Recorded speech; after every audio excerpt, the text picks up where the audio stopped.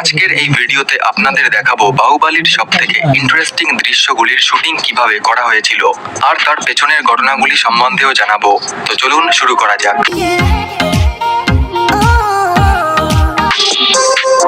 বাহুবালিতে যখন দেবসেনাদের প্রাসাদের বাইরে থেকে শত্রুপক্ষ আক্রমণ করতে আসে, তখন যেই অসংখ্য গরুকে শিঙে আগুন লাগা অবস্থায় ছুটে যাওয়া দেখানো হয়েছিল, আসলে এখানে একটিও আসল গরু ছিল না, সব সিজিআই এর মাধ্যমে বানানো হয়েছিল।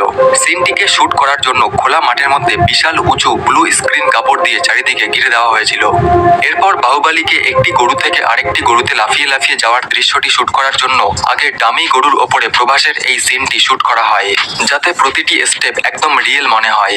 তারপর এই গরুগুলোকে রিমুভ করে দিয়ে এর জায়গায় সিজিআই এর গরুগুলোর ওপর বাহুবালিকে দৌড়াতে দেখানো হয়।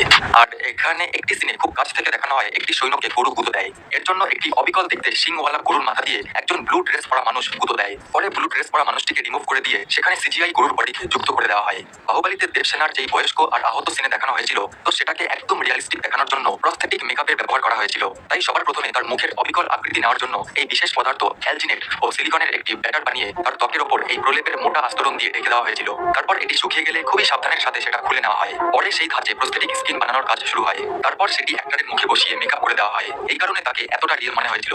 একটি সিনে দেখানো হয় বাহুবালী রাজমহলের ওপর থেকে একটা বড় গাছের সাহায্যে ঝুলে পড়ে নিচে নামে। তো এই সিনটি শুট করার সময় একটি অরিজিনাল গাছেরই ব্যবহার করা হয়েছিল আর পেছনের পুরোটাই ব্লু স্ক্রিন ছিল। পরে সেই ব্লু স্ক্রিনকে রিমুভ করে দিয়ে গাছটিকে মহলের পাশে দেখানো হয়।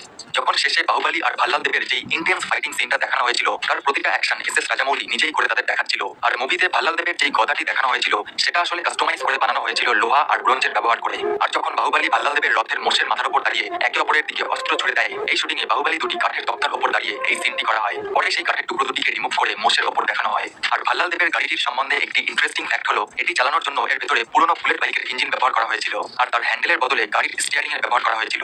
আর পর্দায় গাড়িটির সামনে যেই ধারালো ব্লেড থেকে দর্শকের গায়ে কাটা দিয়ে উঠেছিল, সেটা আসলে পরে ভিএফএক্স এর মাধ্যমে গাড়িতে যুক্ত করা হয়েছিল।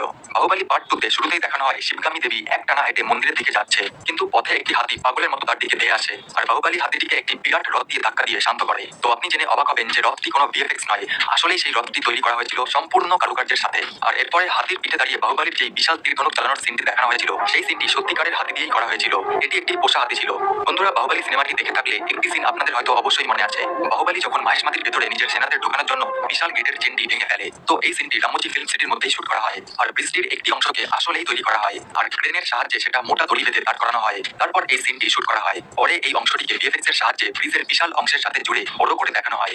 আর একটি সিন তো আপনার অবশ্যই মনে আছে, যেখানে দেবসেনা ডাকাতদের সঙ্গে লড়াই করে। তো এই সিনটিতে তাকে দেখতে সুন্দর আর সাথেই ভালো অস্ত্র চালাতে দক্ষ দেখানোর জন্য তার এক্সাক্ট লুক কেমন হবে তা আগে প্রফেশনাল আর্টিস্ট সেটা পুরোটাই ড্রয়িং করে। তারপরই অনেকগুলো লুকের মধ্যে এই লুকটি ফাইনাল হয়। এছাড়া দেবসেনা মানে আনুশকা শেট্টিকে শুধুমাত্র এই সিনটির জন্য তাকে কয়েক সপ্তাহ ধরে পুরোপুরি অস্ত্র চালানোর ট্রেনিং দেওয়া হয়। আর পেছনে সকলের এত পরিশ্রমের কারণেই এই দৃশ্যটি এত ভালো করে ফুটে ওঠে। এছাড়া এর পরের মুহূর্তেই যখন বাহুবালী আর কাটাপ্পা মামা জঙ্গলের ভেতর ডাকাতদের সাথে লড়ছিল, এই সিনটি পুরোটাই কেরালার একটি জঙ্গলে শুট করা হয়েছিল, যেটি আপনি এখন দেখছেন। আর এতে বাহুবালীর অস্ত্র চালানোর একটি স্পেশাল স্টাইল দেখানো হয়েছিল, সেটি খুবই কঠিন ছিল, তাই বারবার প্র্যাকটিসের পর প্রভাব সেটা অর্জন করতে পেরেছিল।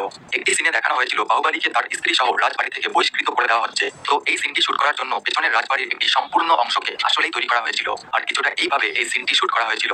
এরপর রাজবাড়ি থেকে নামানোর পর বাহুবালীর গ্রামের মানুষদের সাথে থাকার বেশ অনেক সিন দেখানো হয়েছিল মুভিতে। তার মধ্যে একটি সিন ছিল বাচ্চাদের সাথে, তো সেই সিনটির শুটিং এখানে চলছে।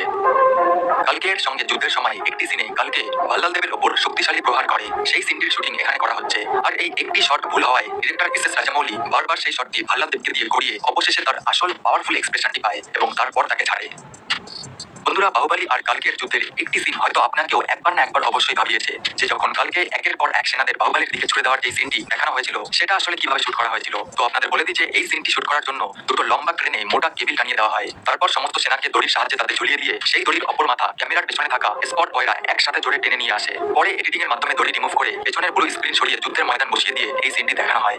বাহুবালী ফিল্মে তামান্না ভাটিয়ার আইকনিক দৃশ্যগুলো কিভাবে বলা যেতে পারে। পার্ট 2 ক্লাইম্যাক্সের সময় ভাল্লাল দেবের সেনাদের সাথে কিভাবে লড়তে হবে, এস এস রাজামৌলি সেটা তামান্নাকে শুটিং এর আগে ভালো করে বুঝিয়ে দিচ্ছে। সাথেই প্রতিটা মুভমেন্ট ও এক্সপ্রেশন বারবার রিহার্সাল করার পর সেই সিন শুট করা হয়। ফিল্মে ভাল্লাল দেবের যেই বিশাল দূরবীনের একটি দৃশ্য দেখানো হয়েছিল, সেই সিনটির জন্য আসলেই দূরবীনটি বানানো হয়েছিল আর শুটিংটি ঠিক কিভাবে করা হয়েছিল তার একটি পার্ট এখন আপনি স্ক্রিনে দেখছেন। এবার চলুন দেখে নেওয়া যাক বাহুবালির ছেলে মানে মহেন্দ্র বাহুবালি যখন ছোট্ট থাকে সেখানে সেই গ্রামের যত ঝর্ণার সিন দেখানো হয়েছিল সেগুলো আসলে কেরালার আথিরাপাল্লি ওয়াটারফলের কাছে এই লোকেশনে শুট করা হয়েছিল। তো আপনি যদি কোনোদিনও কেরালা যান তো বাহুবালির এইসব সিনের বাস্তব লোকেশন নিজের চোখে দেখতে পাবেন। বাহুবালি ফিল্মের সব থেকে ইন্টারেস্টিং সিনের মধ্যে একটি হলো দেবসেনার সামনে যখন বাহুবালি 3টি তীর একসঙ্গে চালিয়ে লক্ষ্যভেদ করতে থাকে। তো এখানে সিনটির শুটিং এর আগে এস রাজামৌলি প্রভাসের রিহার্সেল করাচ্ছে আর বাহুবালির 3টি তীর একসাথে চালানোর পর দেবসেনার পেছন তীরে সেটা দেখার যে মুভমেন্ট সেটাও ঠিক এইভাবে শুট করা হয়েছিল। একটি সিনে দেখা যায় বাহুবালি বাদ আটকে রাখা গাছের গুড়ি দিয়ে নিমেষেই উপরে উঠে যায়। তো এই সিনটি শুট করার জন্য আসলেই তেমন একটি গাছের অংশ ব্যবহার করা হয়েছিল আর প্রভাসের পিঠে টেবিল বাঁধা থাকে, ফলে সে ব্যালেন্স রেখে সহজেই সেই গাছে দৌড়ে উঠে যায়। মুভিতে যখন ভাল্লালদেবের বাবা নিজের পঙ্গু হাতটির ওপর থেকে কাপড় সরিয়ে দেয় তখন দেখা যায় তার হাতটি খুবই চিকন। তো এই সিনটি করার আগে তার হাতের পুরো অংশটা গ্রিন স্ক্রিন কাপড় দিয়ে ঢেকে দেওয়া হয়, পরে সিলিকনের হাত বসিয়ে আর ভিএফএক্স এর মাধ্যমে সেই পঙ্গু হাতটি নিখুঁতভাবে মিশিয়ে দেখানো হয়। বন্ধুরা এবার আপনাদের বলি বাহুবালি ফিল্মের শুটিং এর পেছনের মজার কিছু ঘটনা। বাহুবালি শুটিং এর সময় কেরালা গিয়ে একটি অদ্ভুত ঘটনা ঘটে। যেই গাড়িগুলি করে তারা শুটিং স্পটে এসেছিল তার মধ্যে একটি গাড়ি ঢাল থাকার কারণে গড়িয়ে গড়িয়ে নদীতে চলে গেছিল। পর মুহূর্তে সবাই বুঝতে পেরে ছুটে আসে আর মোটা দড়ির সাহায্যে সবাই মিলে টেনে সেই গাড়িটিকে নদীতে ভেসে যাওয়ার হাত থেকে বাঁচিয়ে নেয়। এছাড়া একটি ইন্টারভিউতে প্রভাস বলে যে সমস্ত অ্যাক্টরদের জন্য দামি হোটেলের ব্যবস্থা করে এস রাজামৌলি নিজের পাশের একটি সাধারণ হোটেলে নিজের থাকার ব্যবস্থা করে যাতে সে আরাম না করে সেটুকু টাকা ফিল্মের কোয়ালিটি বাড়াতে। তো বন্ধুরা এই ছিল বাহুবালি ফিল্মের শুটিং এর